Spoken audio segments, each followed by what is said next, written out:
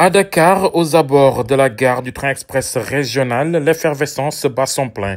Entre transport en moto-taxi et petits commerces, les activités fleurissent, tirant parti du flux constant de voyageurs. Ahmad Badiane est moto-taximan. Comme beaucoup d'autres, il attend les voyageurs qui descendent du terre, prêts à les conduire vers divers quartiers de la capitale.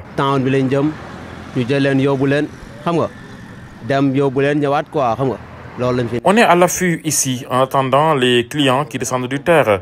On les conduit vers divers endroits. Nous sommes des conducteurs de mototaxi. Nous nous en sortons, même si parfois les gendarmes nous arrêtent et nous immobilisent pendant des heures. Ce que nous faisons n'est pas autorisé, mais toléré. Certaines forces de l'ordre sont plus compréhensives que d'autres. Pour les usagers réguliers du terre comme Oumar Sow, la gare est synonyme de confort et d'efficacité. L'organisation autour des gares est effectivement bien pensée, selon lui. Je prends souvent le terre, c'est devenu une routine pour moi. Les gares sont bien organisées, les gendarmes gèrent tout et on apprécie. On les voit réguler la circulation et permettre aux vendeurs ou aux transporteurs de passer sans s'arrêter. C'est toute une activité qui se développe ici. Comme par exemple, autour de la gare, le commerce prospère, porté par des vendeurs ingénieux comme Ibrahim Ndiaye.